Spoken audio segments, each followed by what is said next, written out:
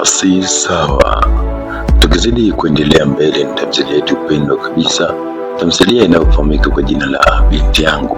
Nikukumbushe tu, Binti Yangu imezidi kubamba vibaya mno, kwani katika episode iliyopita tuliona mwanadada wa kuitwa Kizibo anazidi kufanya mambo yake. Hata yule mfanyakazi wa Mama Karobo au mfanyakazi mwanadada ambaye anafahamika kwa jina la Mdori, kumbukumbu hana tena, lakini Kizibo bado anaendelea kufanya mambo yake.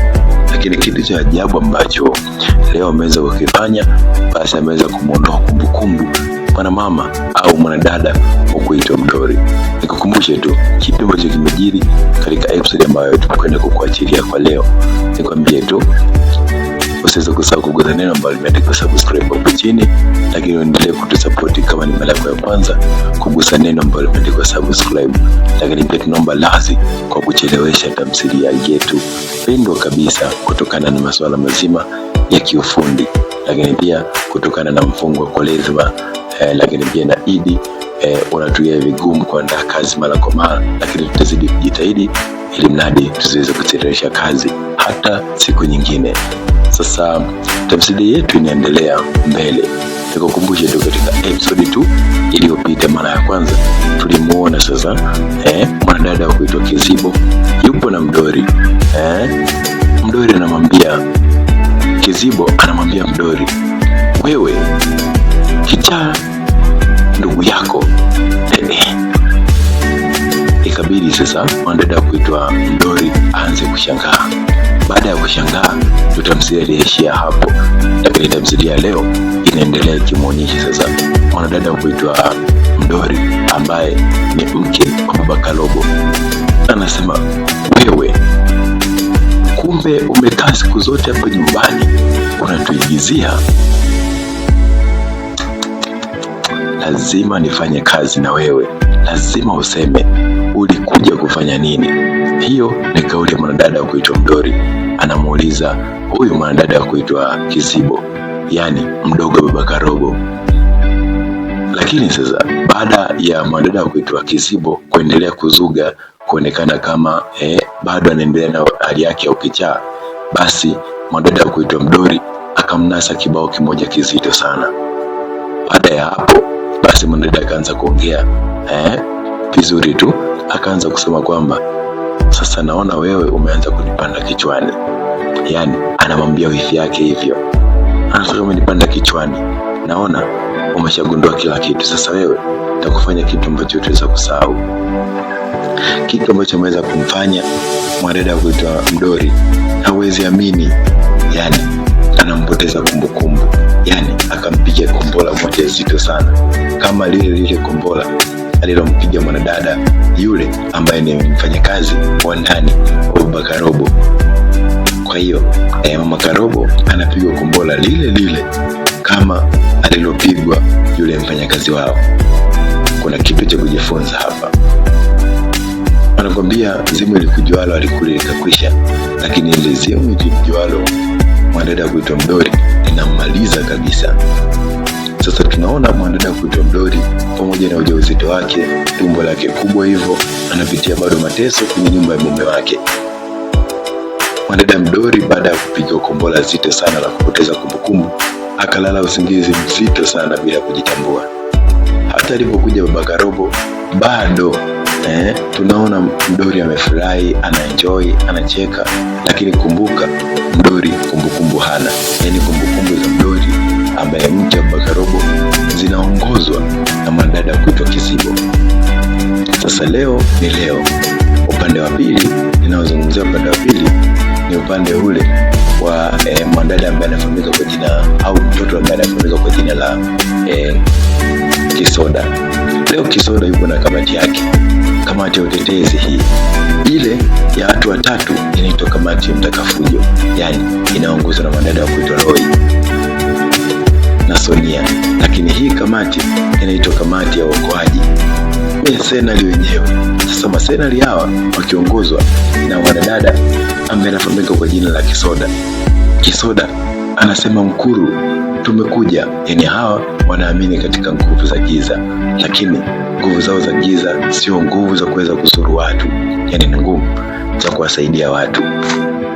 Sasa mwanadada kuitwa Kisoda anasema kwamba Mkuru, yani mtu ambaye anamwabudu au miungu yao ambayo anaabudu inaitwa Mkuru. Sasa anamwambia Mkuru, tumekuja, tunaomba utusaidie. Hapa kijijini kuna mtu ameingia na nguvu kubwa kuliko sisi, tunaomba nguvu Mkuru.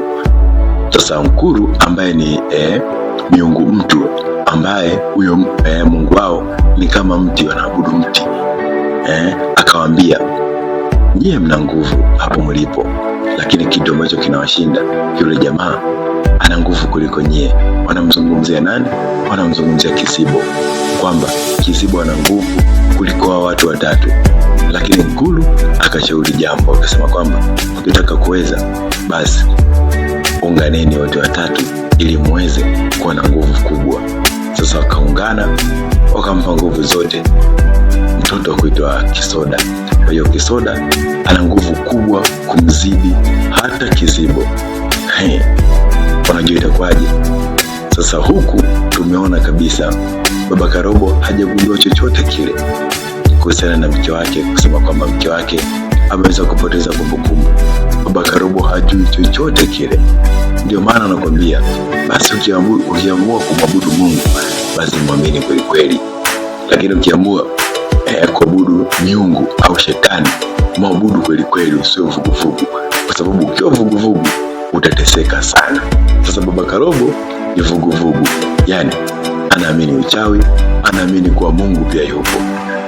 Kwa hiyo sio vuguvugu. Ukiamini uchawi basi amini, ukiamini Mungu basi amini kweli, ili utakapopitia katika shida basi Mungu atakusaidia vizuri kabisa.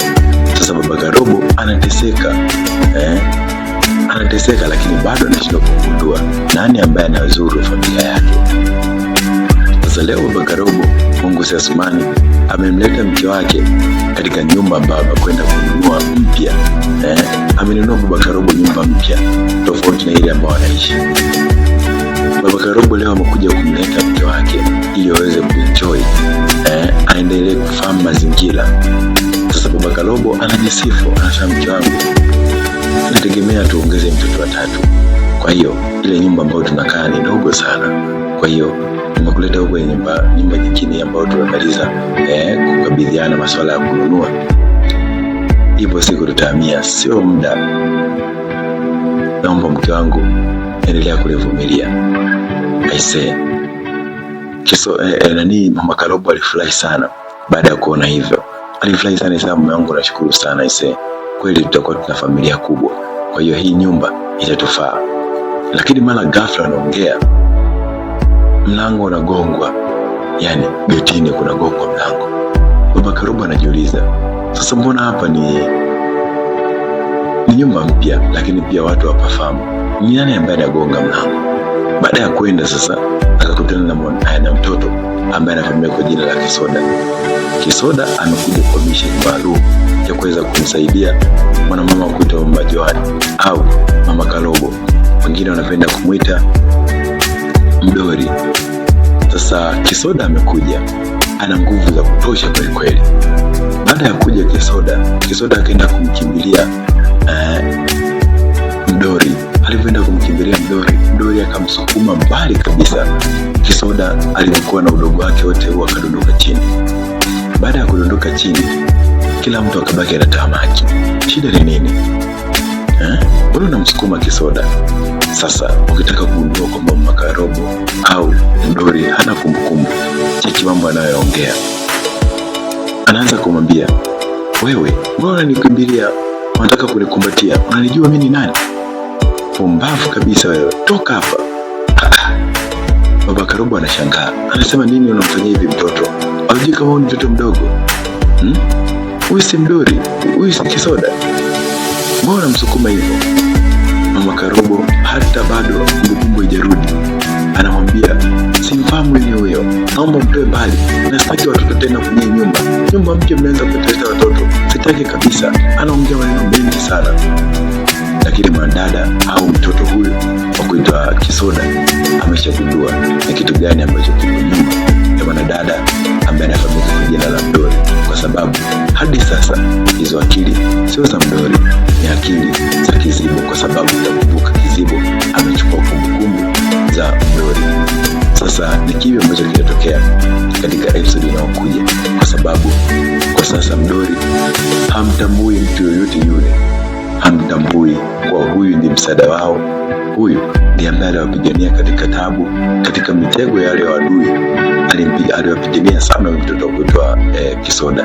Sasa leo hamtambui kabisa, yani apoteza kumbukumbu na kumchapa kibao juu, baada ya kuona sasa mtoto huyu Mdori anataka kuongea naye na yeye ampe muda wa kuongea naye.